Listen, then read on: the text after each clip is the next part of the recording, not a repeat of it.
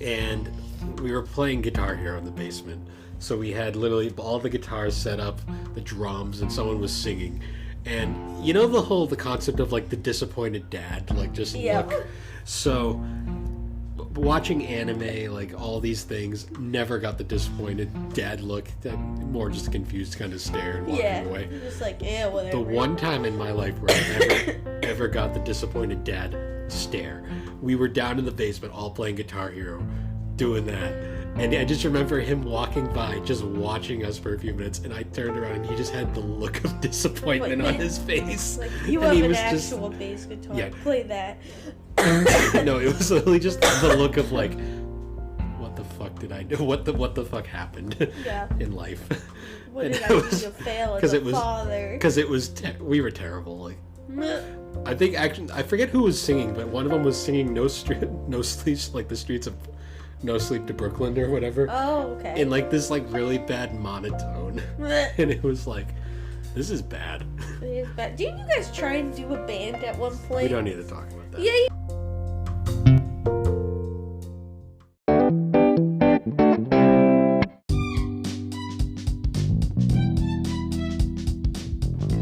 Hey guys, I'm Bill, also known as the Barbecue Games on Instagram. And I'm Alex, his sister, who brings only chaos. And together we are the Gaming and Collecting Podcast, a mostly video game centered podcast. But half the time, we just talk about anime. And that collecting thing, well, that's mostly just an implication at best. So come along and enjoy us on this adventure as we discuss the games that shaped us. So.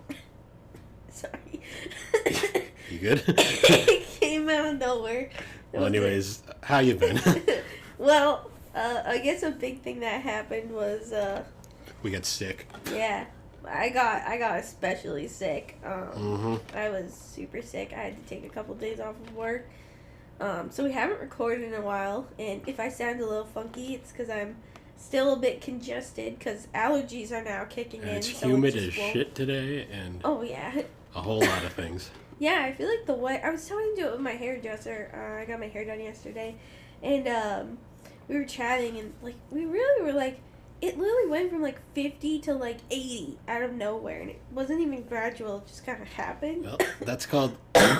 Sorry. That's called living in New England. Oh yeah, and New England. New England is a very random place in terms of the weather. Yeah.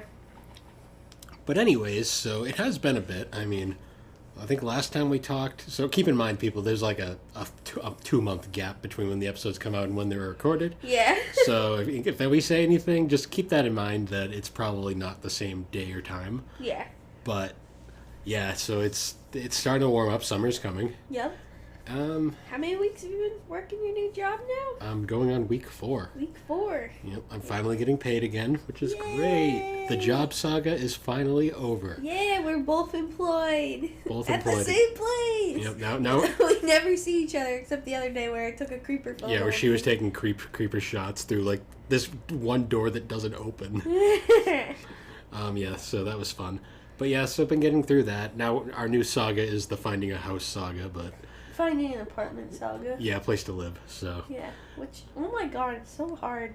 It's so hard. But other than that, not much is going on. We've been really just chilling out, watching. She's been on a One Piece binge because she's been sick and hasn't been able to leave her room. Yeah. Also, Stardew Valley binge. I've been playing a ton of Stardew Valley. You live off of Stardew Valley. If anyone is good at fishing and can catch me the last fish I need, I think it's like a tuna or something. I don't know.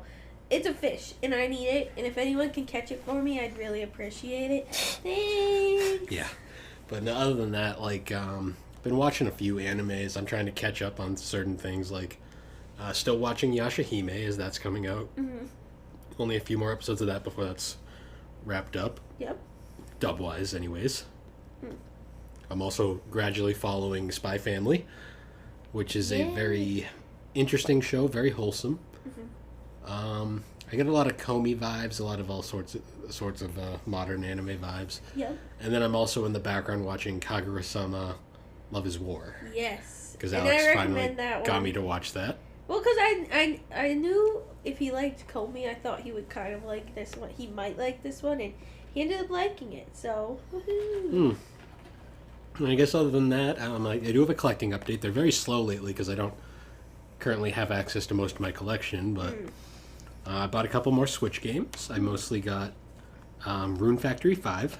Yeah. So, because I enjoy me some RPGs with farming elements. Not so much the farming. I just enjoy RPGs, and Rune Factory is a fun one.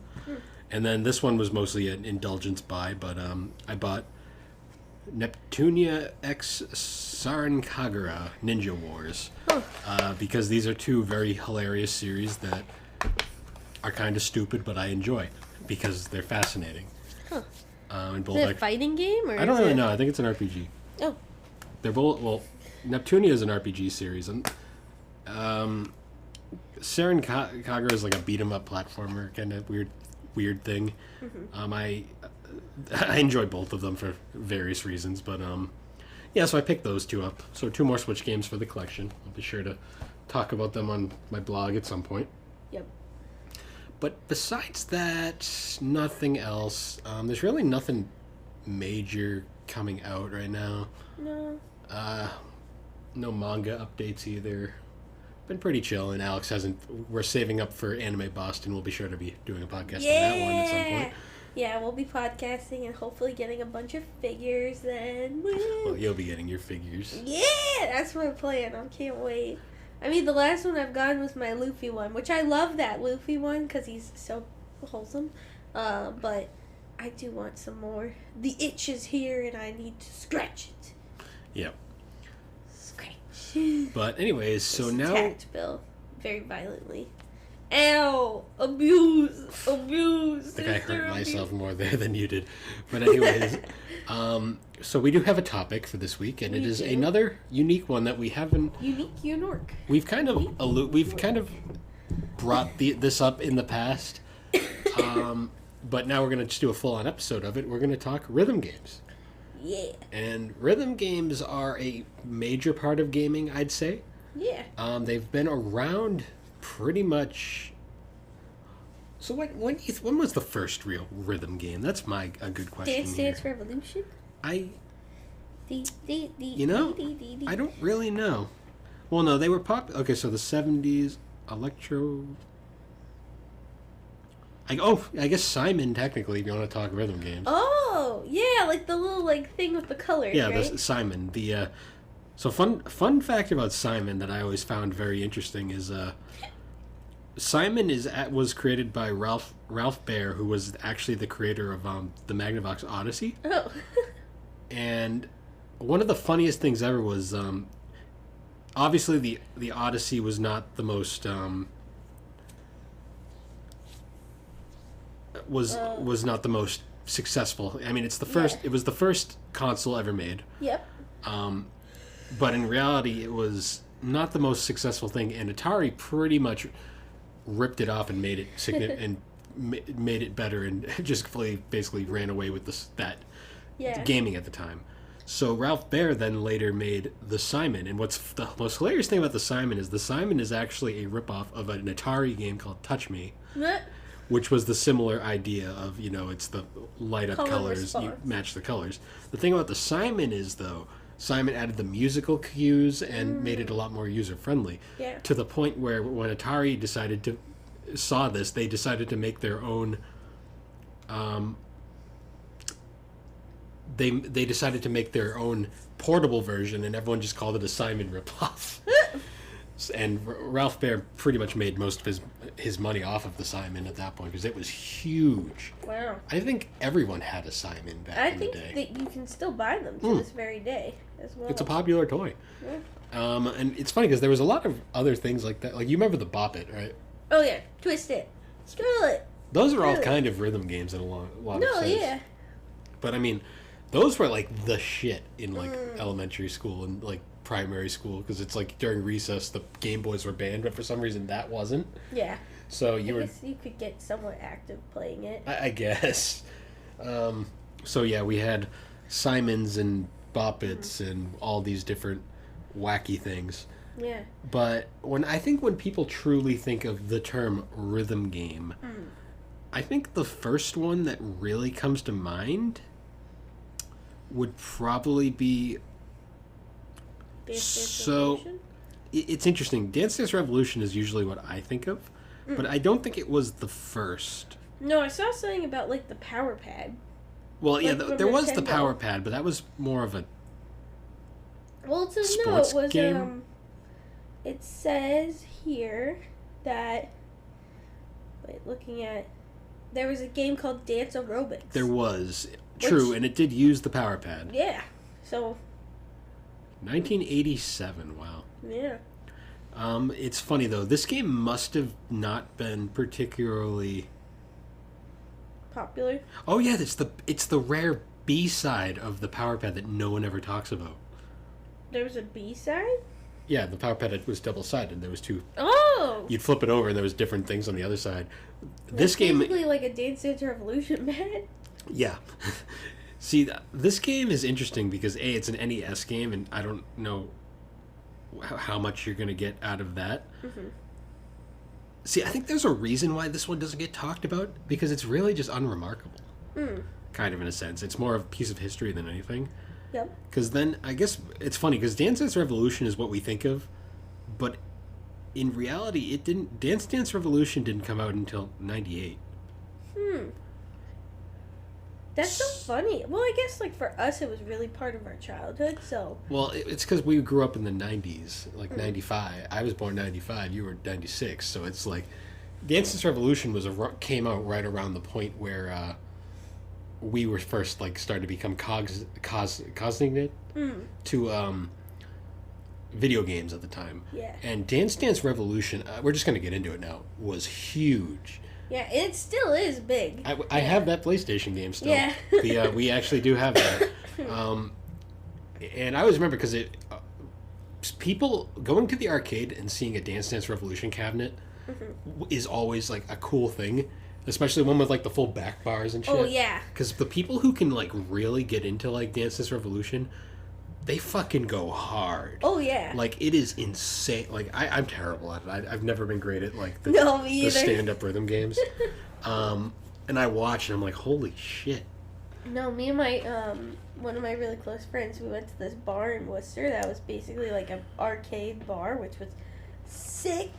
But they had Dance Dance Revolution, and we were playing it, and after we were playing it, we saw someone else use it who was like much superior at Dance Dance Revolution than we were. Oh, yeah, some of those guys can fucking move. Oh yeah, but like there's different. I didn't realize there was different levels. So there's like beginner, and then like advanced, and then like super advanced, and like we accidentally like selected super advanced and like couldn't back out, and it was like we were like just flailing everywhere, just trying to hit. It was hilarious. Yeah. And then those people came along and were just killing it, and we were like, wow. I love watching people play because it's like you just watch their feet go and you're like, holy crap.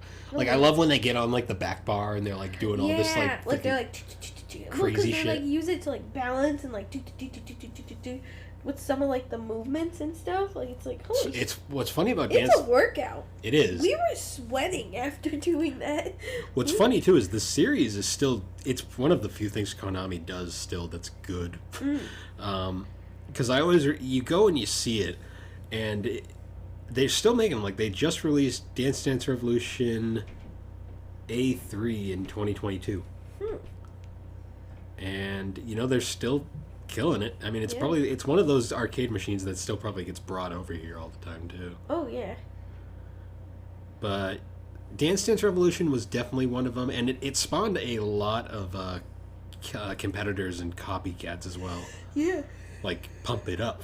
Pump it up. Pump It Up. Pump it Which is up. just the same basic concept. And then there was also In the Groove. I know about In the Groove. I've seen that one before. Huh. And I think Konami actually owns the rights to In the Groove now. In the groove. What is it like? It's a similar thing. It's just an upright dancing game. Is it like have its own arcade cabinets? Probably. Or it's more of a home version. I don't know. Do you remember the home version of Dance Dance Revolution we had? Yes.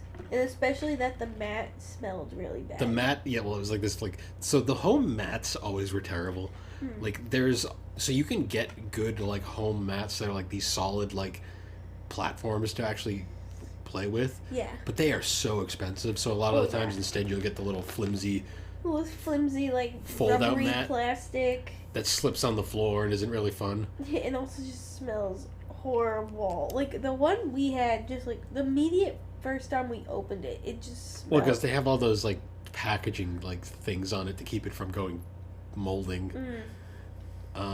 Yeah, so I remember that. I remember we were terrible at it too. Oh yeah, we were so bad. It was so much to the point where I was using the mat to play other video games. Yeah. Just to try, because that's what kids do. Yeah. And I always remember that one. And then one of my favorite DDR spin-offs of all time was Dance Dance Revolution Mario Mix. Just because there's just something funny about that. There's something hilarious about I have the game. I don't have the actual pad that goes with it though, because let's face it, I don't have space for that. And if I'm gonna really play it, I'm not gonna play the actual game that way. But another rhythm dancing game for the infamous iToy. Oh, iToy Groove. iToy Groove. It just popped up, and I remember we owned that, right? Yeah, we definitely did, well, because it was we did own it. I don't know where it is. Yeah. So the fun fact about iToy Groove is it is literally. So fun thing about the iToy, we talked about it in our motion control games, our alternate controller episodes. But what's funny about a lot of iToy games is that most of them could have literally just been one big game and not all these small little like pointless games. But it's one of those things where you just kind of match you would like match the like icons on the screen with your body, and then that's how you get points. Yeah. I remember you played it once, a grand total of once. One time. And never again.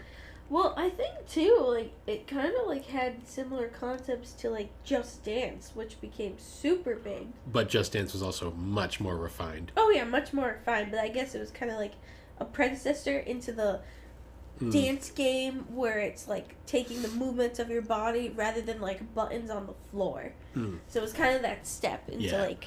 And Just Dance was basically, it was Ubisoft's like Dance Dance Revolution. Like it was a phenomenon. It literally kept the Wii alive for years. Oh yeah, that is the most fascinating thing about it. The Wii kept getting Dance Dance Revolutions after the Wii U was discontinued.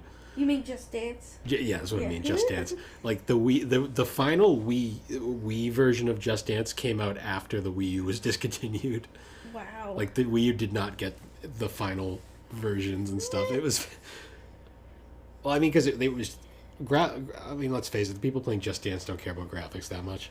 Well, no, it's more about like it's more they made a lot. They were able to make so many games because rather than like the actual graphics or anything, people were like, "Oh, I want these new songs." Well, that's what I'm saying. Like, it's not the reason why the Wii version was so. The reason it kept the Wii alive for so long was A, people don't care about graphics that much with a dancing game, and B, the Wii was cheap and had the motion controls built in. Yeah. So it made the most sense. Well, it's funny too. One thing, like, Just Dance was such a phenomenon too that like there's just video clips on YouTube of the actual dances, and like people don't even need the Wii for it. They just watch the video online and they'll just do the dance. Cause like I remember when I was in college, like I had some Greek life events and like some other things where we didn't have a Wii, but we were playing Just Dance by just like putting it on the screen and following it and like having people dance. And I feel like it wasn't one of those games where it was really about the points. It was more about just like kind of having fun. And they had like goony little dances too, because I know they had one that was like the Ghostbusters theme. Yeah. And one of the people you would be was Slimer, Wonderful. the ghost, and you had to like haunt people. It was like, so they made it like goofy and fun and for all ages. And it still is crazy to me that it made the Wii last so much longer. It did. It prolonged the Wii's life, definitely. So we're going back a little bit. Another rhythm game that's very well known to this day was Parappa the Rapper. Parappa the Rapper. One of the earliest like PS1 games and probably one of the most iconic rhythm games of all time. Yeah. And Parappa is okay. I mean, it's one of those games that hasn't aged great in my opinion. Like it's a very basic rhythm game. It's mostly notable for its cool like art style with like the flat. It's kind of Paper Mario like in a way, like the flat like character designs, and then it's mostly known for its goofy songs and like the crazy music and stuff. Like everyone remembers the famous like Kick Punch. It's all in the mind. Yeah. Like there's a song. He basically has a rap for like every his whole entire life. Like, did he have one about grilled cheese? I'm guessing. Oh, that's in the sequel. That one was in Preppa 2. But like the famous, like the karate, getting your driver's license, going to the flea market, taking a shit. There is literally one that's using the bathroom. Oh my god. It's a fun little goofy game, and then it had like a spiritual successor called Unjammy Lammy or something like that, which was another cool like little guitar-based rhythm game. Unjammy Lammy. It's something like that. Jammy Lammy or something. There was Parappa 2, which was for the PS2, and then the most underrated game in that series was Vip Ribbon, which never came out over here officially. I do think they later did a digital version of it, though. That one was cool, though, because you could put, like, your own actual song, like, own CDs in it and, like, do cool music. Oh, yeah. There it is. Yeah. Well, they had, like, an arcade cabinet? Oh, I'm sure they did at some point. Oh, yeah, I bet they did. It's pretty cool. That's pretty neat. It has, like, the little guitars on it, and that's pretty neat. I always say, so continuing on, though, from that, though, then another, we talked about it also previously, Donkey Konga. Donkey Konga. Donkey Konga was an interesting concept. Hi, Tillard. Was an interesting concept, just because it was literally the bongo drums. I still, to this day, like, Donkey Konga is pretty fun, but I always laugh about the American track listings a lot of the times. Because there was just something... I always laughed about how, like, the reason why Donkey Konga 2 was rated T was because of the music. I mean, Send the Pain Below by Chevelle's in that game, and I still love that endearingly for how just stupid it is. Yeah. But, aside from that now, I guess obviously the big rhythm game that honestly probably defines the 2000s into the 2010s was Guitar Hero. Guitar Hero. / Rock Band. So, Guitar Hero, I guess going back it kind of came out of nowhere. Yeah. Like, it really did, because suddenly just, like, Guitar Hero was here and everyone had it. Mm-hmm. Like, everyone had it. Every, like, function had it. Like, schools had it. Like, oh, yeah. Because it was just had it. such a blast of a game at the time, and it was so different and, like...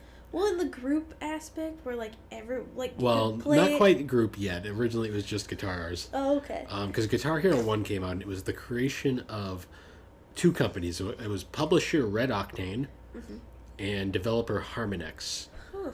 And they made the first two games in the series, plus that really crappy 80s one. Yep. Womp womp. And what was weird about the games was the whole concept was it was kind of like garage band styled. Because they had, like, really bad covers for all the songs in the games. But it was pretty cool because you had this guitar-shaped controller that you'd use, and you could play guitar and bass. And it was basically like you'd kind of mimic playing a guitar because you'd have the little flipper down below and then the buttons up above, and you have to match them up as you play with the screen with the thing that came down. Yep. And I always remember what always reminded me of what Guitar Hero always reminds me is how much it exposed. This is how you remind. Sorry. What Guitar Hero did back in the day was it introduced a ton of people to like music, like new. Oh yeah. Like stuff that was like. We kind of alluded to in our music episode from way back when, but like it introduced people to like a different scene of music that was at the time kind of not popular anymore. Yeah. And it kind of. I remember one of the biggest ones was like Barracuda. Well, that was in 3. Oh, that was in 3. Whoopsie. Yeah, 1 and 2 had more like stuff like Jessica, YYZ, a whole bunch of crazy songs. At the track list for. I'm actually curious. Guitar Hero 1 track list. I just want to see what songs were on there. There was a bunch of old classics. Was this is how you I don't know. I'm sure there was Nickelback songs in there at one point or another. I hope there was Nickelback songs. I hope. Oh, Ace of Spades. Oh, yeah. Bark at the Moon. Audio Slave, Pantera, Cowboys from Hell, Cream, Sum 41, Blue Oyster Cult, Godzilla. Remember though, these were all like bad covers. Higher Ground. Oh wait, is this like who did that? No. Was it covers? Was it the first one? Yeah, in the first 3 games. Killer Queen, Iron Man, More Than a Feeling, Smoke on the Water.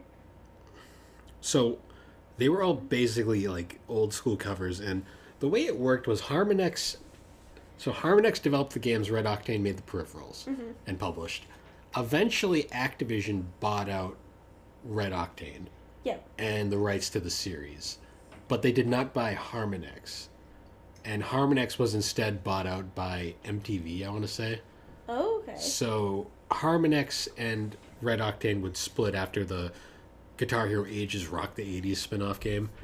And what Activision did was they basically just did what Activision does best, and they took the Tony Hawk developer at the time, Neversoft, Yep. and basically gave them Guitar Hero and said, here you go, make it work. So Neversoft began making the next Guitar Hero entries in the form of starting with Guitar Hero 3. And Oh, this is actually, sorry, I was looking at the track list for Guitar Hero 2. They did actually have some songs that were, it says like master recording. So so that was the point where they had money to start getting masters. Not all of them, but My Chemical Romance Dead was one of the ones that they had the actual song for. So the master recordings officially, though, became like a mega thing by like 3, where they were just paying to get all of the masters. Yeah. For the most part, there was still a few exceptions. Yeah, they only had 1, 2, 3, 4. Only 4 in the second one. But around 3, this was the point where Neversoft took over developing, and Red Octane. So it got confusing. It was Neversoft would make the games, Red Octane made the peripherals, and Activision published. But now they had more money, so they could like start pushing out more. And 3 was the one that I remember was like the super hyped up one, because 3 had Slash in it. It had Tom Morello. It had AFI. It did. It had Miss Murder. It did. Yeah, there was a ton of. I played the shit out of Guitar Hero 3. It is funny though, because there still is a bunch though that were covers. Like there's still they had to like. There was most of them were mastered by this point, but there was still a few. Yeah, it is funny. Like Weezer, Iron Maiden, Metallica, Rolling Stone. Yeah. Black Sabbath was a no. They didn't want. But what's interesting is Harmonix at this point decided, because they could not make Guitar Hero anymore, they just make their own series, which they would call Rock Band. Rock Band. And Rock Band, for all intents and purposes, is literally Guitar Hero. Yes. But Rock Band's gimmick was they added in drums and vocals along with the guitar and bass. Yeah. Although they enlisted Mad Cats to make the controllers, and the controllers were significantly cheaper. Yeah. Oh, yeah, because we had the Guitar Hero guitar and we had the Rock Band guitar. And the Rock Band guitar was flimsy as shit. Feel like the quality difference was very obvious. They also had a licensing agreement with Fender, as opposed to Guitar Hero, which had a licensing agreement with Gibson. So they had 2 different guitar types. They also had some songs that were covers, but for the most part, most of them were... Well, because they had MTV as a owner, plus EA was publishing the games. Yeah, because like Black Hole Sun wasn't a cover for Soundgarden. And I always remember Rock Band 2 kind of went for more of a more modern aesthetic rather than the classic aesthetic that Guitar Hero went for. So, of course, after this, Rock Band gains a lot of traction. Oh, yeah. And Guitar Hero immediately decides, alright, we need to add drums. we have to copy this. Yeah. So Guitar Hero World Tour comes out. And World Tour is the one I have the most memories of, just because that was like the big one where they finally added in drums and stuff. And keep in mind, though, people, like these sets cost about like $100-something, $200 each. And oh my god, they littered stores. Like they were everywhere back in the day. And you had to have the Guitar Hero drum set, blah blah blah, the whole thing. And I always remember you had to hang out with your friends. To play it. And like I always remember too, because you'd have like you needed the 2 guitars, you needed the drum set, you needed the mics, plus all the games, because the games only had limited song choices, and it was like nuts. And these things, I swear, they would like there was points where like they would just be shelves of them lining.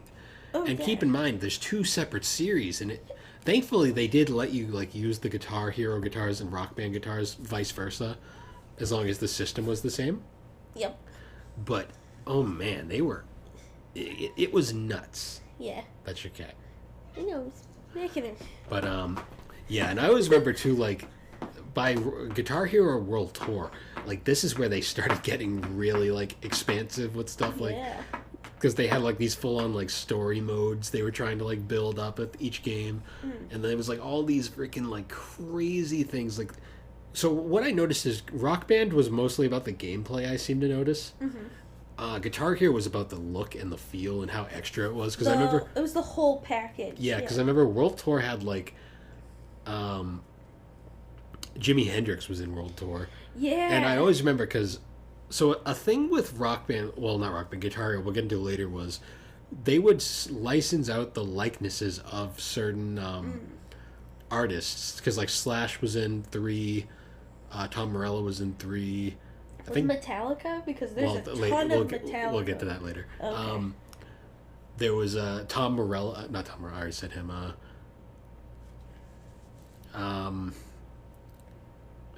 Brett Michaels was also a singing. Like you could set him as an optional singer, and he would just sing random songs. But in World Tour, they actually have Jimi Hendrix in it, and the Hendrix family, to get his likeness in the game, the Hendrix family literally made it 100%. Like the way that they basically worded the contract was Jimmy could only play and sing on his songs. Like, and so he only appears for 2 songs in the game, which were I forget the songs. I think it was like Purple Haze and I think that's right. I'm actually looking at the song list. they were 2 of his more well-known songs though. But yeah, those were the only 2 songs that you could play as Jimi Hendrix. But there were other artists that they would add in, and then you could just use them as anything. Like I believe like Ozzy's in the game at one point, and so is Zakk Wylde, and a whole bunch of crazy shit. Yeah. And I remember because Guitar Hero was always just so extra. Oh yeah. Like the final battle in Guitar Hero 3 is you're literally guitar duel against the devil, and the song you play is a heavy metal rendition of A Devil Went Down to Georgia. Oh, that's hilarious. Which is funny. But anyways, guys, we're going to take a quick break, and we'll be right back.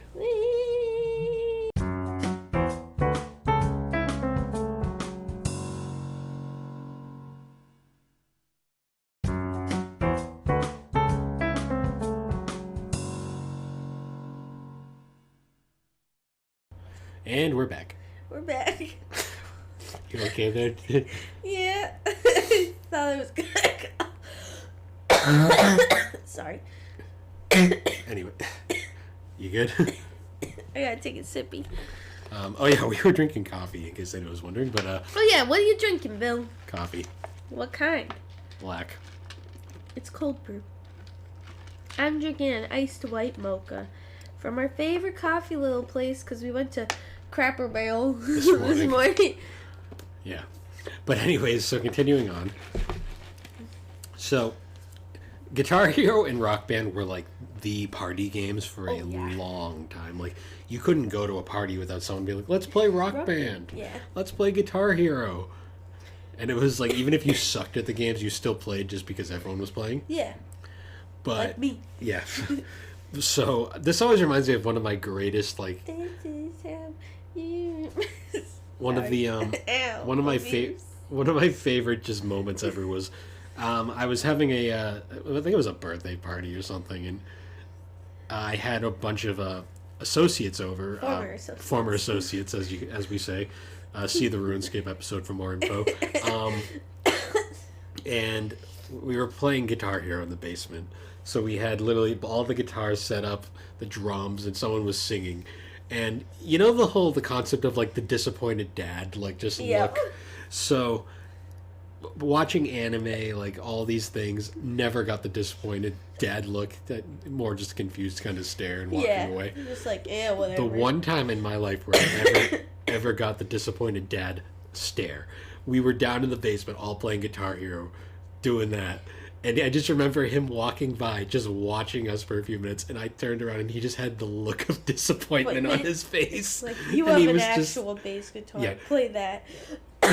No, it was literally just the look of like, what the fuck did I do? What the fuck happened in life?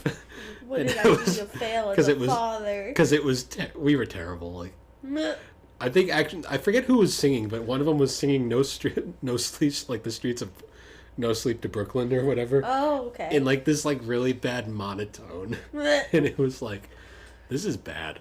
It is bad. Didn't you guys try and do a band at one point? We don't need to talk about that. Yeah, you did, No, we because don't. like you played bass or drums, and one of them I never played the played- saxophone. I never played Or drums didn't in a they band. both play the saxophone? I don't remember. Wasn't it two saxophones? It wasn't a band. It was a joke. That's all I'm gonna say. Moving on. Bring now. it back, No. revival. Moving on though from that. Yeah.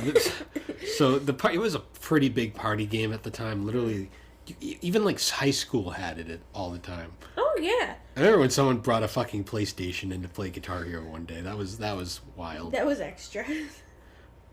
So Guitar Hero and Rock Band would keep growing, and we would start getting like more expansive ideas. Like there was artist-specific entries. Like you had, I think the first real one, there was like AC/DC. There was like an AC/DC Rock Band pack, and then Guitar Hero would one that up by doing an entire game. Oh yeah. So there was the There's first. Van Halen. Well, we'll get to that. There was the first one was Aerosmith. Oh okay. And I had Guitar Hero Aerosmith, and it actually introduced me to a lot of Aerosmith songs at the time. And it was cool because you played as Aerosmith, but there was also like other songs that would be interspliced with it. Yeah. So it still felt like another entry in the series. And then following that, then Rock Band also did like a Black Sabbath thing. Metallica.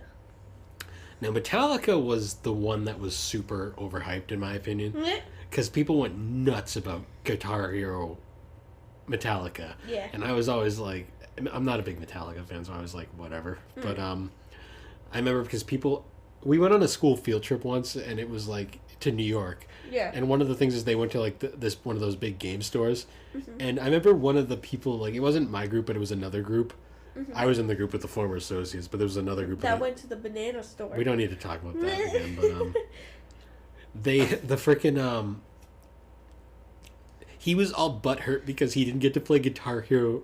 He didn't get to play the demo kiosk for Guitar Hero Metallica because one of the other kids hogged it the whole time. And I'm like, dude, I just looked at him like, dude, it's fucking Guitar Hero. You played it once, you've played them all. Yeah. You didn't get to play whatever Metallica song. So, and then, so to one up Guitar Hero Metallica, Rock Band had Rock Band Beatles, which was like the super extra, like crazy a ton of, like there was a ton of, the way they did it, like they made it super extra, like the background stuff. It was only Beatles songs, which was really cool. Yeah. That was one of the few times where I kind of wished I had a Rock Band game at the time. And then Guitar Hero followed that up with their last band-specific one, which was Van Halen. Yes. Although the Van Halen one was super controversial. Oh, why? Well, the problem is it's Van Halen, and they only did the David Lee Roth era songs. Like, they didn't even include a single Sammy Hagar song. They just made it, like, really... It was annoying, because it was very much clearly only referring to one era of the band. Yeah. It wasn't particularly good either. It was kind of just a meh game.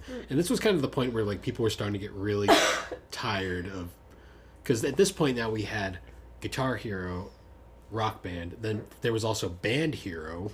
Band Hero. Band Hero. That was a thing. Guitar Hero 5, Band Hero, DJ Hero. Band Hero? I gotta look at that. Band Hero was more like family friendly songs and like more modern pop hits and stuff. I remember because No Doubt was mad because they didn't read their contract.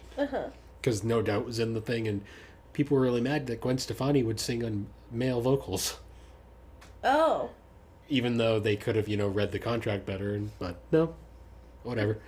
There was also the Kurt Cobain controversy because Kurt Cobain was in Guitar Hero 5, I want to say, and Courtney Love was very upset that he could play on any song and even female vocals.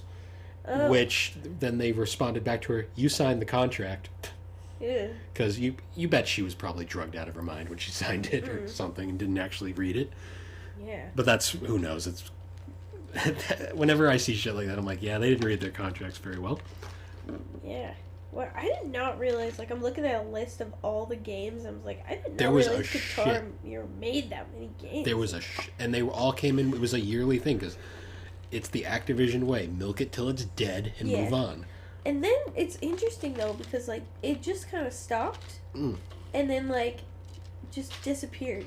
Like no one played it anymore. No one really Well, because we it got up. to the point where Guitar Hero Warriors of Rock and Rock Band 3, I think at the time, they were, no one bought them. Yeah. They just kind of flopped because people were tired of it. Yeah. And Or they already basically had it. Like. oh yeah, and the peripheral, they kept making new peripherals, and everyone already had the peripherals at this point. So they were just gathering dust. Most people like you couldn't even take them to a used game store because no one wanted them. Yeah. Because they just feel like it's worthless. Yeah. Like, what are we gonna do with that? Yeah. And most of them ended up just getting tossed. Like I know we tossed the drum sets. Yeah. Those got just tossed in the trash. Yeah. I still have the guitars somewhere. Oh, okay. I held on to those because you never know. Yeah, I know. A lot of people use the microphones for early podcasting. Oh, really? Yeah, I know a lot of people use like the mics for commentary and stuff because they were available. That's so funny. And yeah, the series, it just died. Like I Yeah. remember like DJ Hero 2 was I think the last like game for a while. Yeah. But then after that, it kind of got quiet for a while, and then all of a sudden out of nowhere we had this weird. They decided it's been long enough. Let's try and revive it. Yeah. And then we got Guitar Hero Live and Rock Band 4. And by this point, Harmonix was independent again. Yep. So they released Rock Band 4 on their own. Yeah. And Rock Band 4 was literally just a continuation of the previous stuff. And it actually bankrupted Mad Catz, the company, because the game bombed and Mad Catz made all the peripherals, but no one really misses Mad Catz Well. because they made shit.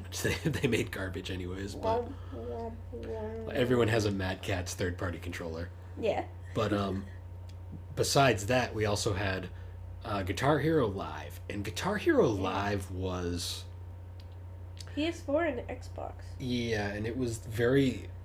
So the idea was kind of interesting, where it was like it was like live action like video footage, and it had a very different guitar setup, like controller. Like they did redesign everything. Yeah. The problem is though, it had like this weird like subscription like ish kind of thing. Like it, you couldn't just pick songs to play. It kind of like was what was available at the time. I don't even think it's playable anymore. I think it's like. Oh, really? Yeah, I think it's dead now because I think it needed an online server to work. Oh. But I remember I saw someone playing it once. I'm like, this just looks dumb. Like it didn't look good at all. It looked overly simplistic and just kind of like eh. Yeah. And Rock Band 4 was just another rock band, but Yeah. and it basically was like one of those quick like they're back It's here. and they're they're gone. Yeah. Like it was one of those things where they tried to cash in on something that was deader than dead. Yeah. And that was just it. And it's since then, Harmonix is still around doing something. Red Octane got closed down during the end of the original Guitar Hero cycle. Yeah. Neversoft has since been merged into Infinity Ward to be forever on the Call of Duty making train. Yeah. And yeah, well, actually, Activision itself is a dumpster fire of a company as itself. So Yeah. that was an era of gaming that's just gone. Yep. It's But- kind of crazy, like, because I remember that period of time, like, definitively, and it just, like, It came and Disappeared. went very quick. Like Yeah. it was big, and then it was gone, and just like that. But you can still go to arcades and find Guitar Hero cabinets. oh, yeah. Like they're still around and perfectly playable because at an arcade that's perfectly fine. Yeah. But other than that, though, that was like probably the peak of like mainstream rhythm games. Yeah.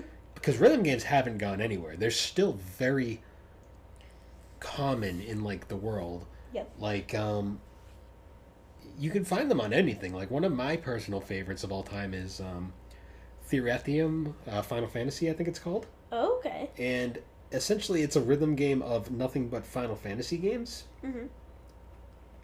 And it's kind of cool because it's very similar to a game called Elite Beat Agents, Okay. which was a cult classic.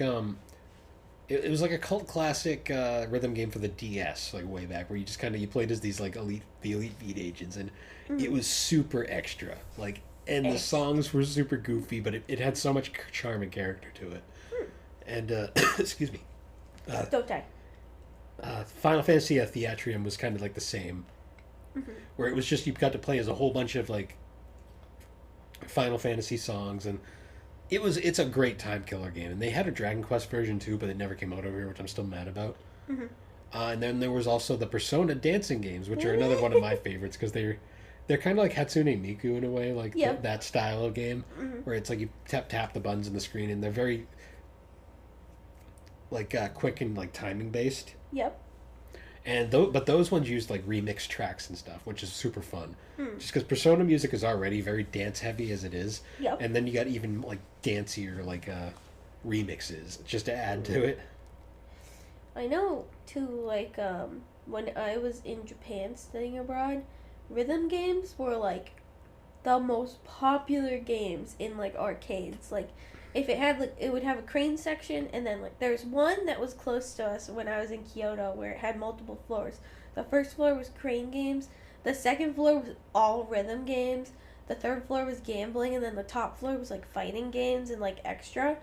But literally a whole floor dedicated just to rhythm games, like, and you'd see people there for hours. Like we'd walk in like the first hour, and then like we'd leave like at like the third hour, and that person would still be there playing the game. Like it's intense there, and they're super fun. Like one of the games that I actually got to replay recently was, it's a Sega console, and it's called Chunithum. I did not say that right. Chuni.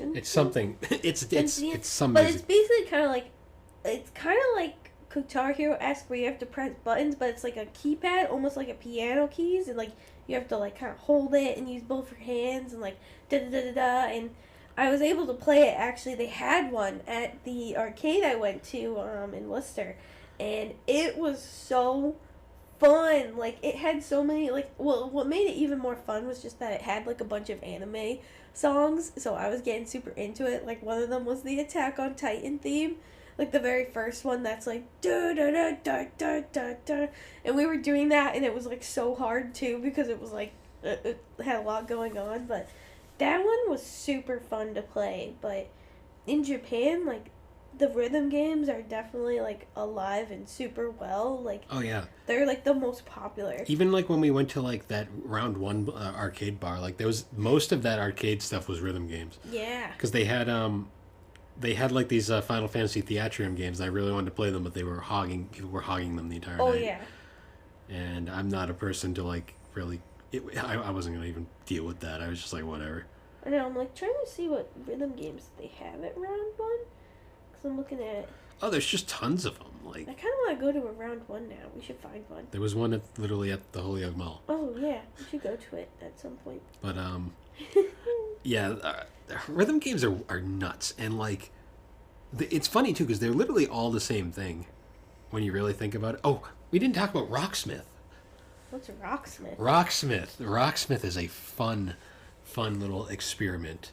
So during the Guitar Hero craze, and you had all the Guitar Hero clones, Rocksmith is, in my opinion, probably the most interesting idea. So Rocksmith was it's not really so much a game.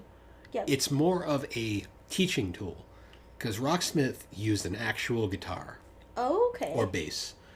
And what it would do is it would actually give you lessons and teach you how to play the songs on the guitar / bass. And it actually was a pretty cool little tool, like for just learning different songs and like things. Because you could use your own guitar. You didn't have to like buy a special one.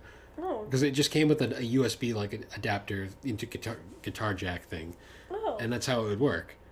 That's so cool. It was a cool idea, and you could buy songs online to play along with the ones that were already there, just to have additional like options and stuff. And I remember it worked pretty well. Like I have the PS3 version somewhere. I mean, I did enjoy it for what it was worth. Yeah. The thing is though, it's one of those things where you just have to stay dedicated to it. Yeah. And I just never had the time. Because life. Yeah. I'm looking at pictures. It's pretty sick. No, it worked. Cool. It worked very well. Like I just wish I wish it had come out earlier than it did, because that's kind of why I didn't have time to play it. Yeah. as much as I wanted to. No, because he moved on from other things, you know. I'm trying to think of some other rhythm games. Do you remember Tap Tap Revenge? No. Tap Tap Revenge was an iOS game. And it was basically just kind of like Guitar Hero-ish, but you just tap the things on the screen. Oh my god, yes, I remember this now. I think everybody played Tap Tap Revenge at one point. So funny. Yeah, they went on for a while. I'm not sure if they still, you can even still play these things anymore, but I wonder iPhone rhythm games. I'm just curious. There's probably a ton of them. I played Tetris Beat. Tetris. I'm not surprised there's a Tetris music game. Tap Tap Revenge. Osu. Osu. Oh, I only know Osu because of Reddit Place. Because of Reddit. Because they have their spot and Comey was on top of it. Yeah. For a while there. And then Comey merged. They merged and became one. Yep. Yeah, that was they're everywhere. Yeah. I still think arcades are the perfect place for them these days, though. Rhythm games are perfect for arcades, or like if you're just like on like a train or something and you have like a handheld and the headphones. Yeah. Like no, because it kind of keeps you active, but also keeps you. Like, it also stimulates awake. your brain a little. Yeah. Like it keeps you from like being dead on the inside, I guess you could say. Yeah, especially on a train, like ooh. Yeah. Or a plane or an automobile. I'm trying to think because like they're definitely party games still to this day. I feel like too rhythm games were like incorporated in a lot of like licensed games, like as a mini game. Oh yeah, there's always some sort of rhythm that thing. Hannah Montana game was like majority of it. For the DS was majority of them were like mini rhythm games, whether it be her dancing or like there was like an actual guitar and drum part of it. Speaking of like additional like added like unnecessary things, when it came to like Guitar Hero and Rock Band, to go back to that tangent for a minute. Do you remember Lego Rock Band? Lego Rock Band? The thing that nobody asked for? Why? Because money. Lego Rock. Yeah, it was a DS game. A DS? Oh my god. No, it was a Wii game too. Oh, they made a Wii one? Oh, they did. It was a Wii and an Xbox game too. I just remember the DS version. There was also the DS Guitar Hero games. Ew, I hate this. I hate everything about this picture. I guess one last thing was the DS Rock Band games, where it was like the most like, how extra can you be? Oh, I had a DS Guitar Hero game. Yeah, and you couldn't figure out how it worked. No, it didn't work. Like whatever add-on thing just did not work. So the way that those were designed, where they had this like peripheral that went in the DS. So fun fact: these things are unplayable, depending on the system you have, because it had this like little like four button like Guitar Hero controller strap that would attach to the DS via the GBA slot, and then it came with a guitar pick stylus, and you'd strum one of the screens as like the input as you touch the buttons. Yeah. And it was like to play. It was a cool idea, like to play Guitar Hero on the go. But did you want to be the guy? Also, like mine just didn't work. Like mine, the GBA thing, it did not work. I don't think either you got a defective cart or I had a defective one then. Yeah. I just remember being really butthurt it wouldn't about work. I remember that. It didn't work. Oh yeah, I always remember that though. There was also one on the PSP, but I remember it being lame. Handheld, yeah, handheld. Handheld, like, you can have fun handheld rhythm game, but it depends on how you. Well, yeah, Theatrium's great. Yeah. But anyways, I think we've kind of reached our course on this one. So yeah, rhythm games. They exist. They're never going away. Nope. And they are the greatest time wasters of all time. Yep. You saw a Vocaloid performance in Japan, didn't you? Yeah, I did. That was probably one of the coolest things I did in Japan. I saw, it was actually, it was called, I think, like, they called it the Snow Miku concert, because I was in Sapporo during, like, the peak snow time at their snow festival, and it was, Hatsune Miku, Snow Miku concert, and she had, like, this cute little snow design, but That was pretty sick, I will say. That was the coolest experience I think I had in Japan, because like you saw those videos of like the hologram like anime character concerts where like the crowd all has glow sticks and they're like, yeah, yeah, and I lived through that. Like I was there, I was in the crowd, and I had a glow stick too, and I was jamming out. It was the sickest thing I've ever done. Yeah. Oh, come here. Tillard. I always remember craziness like that. Ooh, come here. Come here. But Come here. anyways, well, she yells at her cat. Come here. Once again, guys, thank you for joining us on the Gaming and Collecting Podcast. The Gaming and Collecting Podcast can be found on all your major podcasting platforms, particularly Apple and Spotify. We are made using Anchor Podcast, and you can follow us on Instagram and Twitter along with Good Pods. And the episodes do eventually come out on YouTube. Might be a bit right now just because of how the living situation is, until then, guys, we will see you all next time, and thanks again for listening. Bye. Till, you want to say bye? No. She just gave you the look. Wow, how freaking rude. Maybe if I shake her butt. Shake that butt. Shake that butt. Okay. Bye. Right. No. Get down from there. Tillard.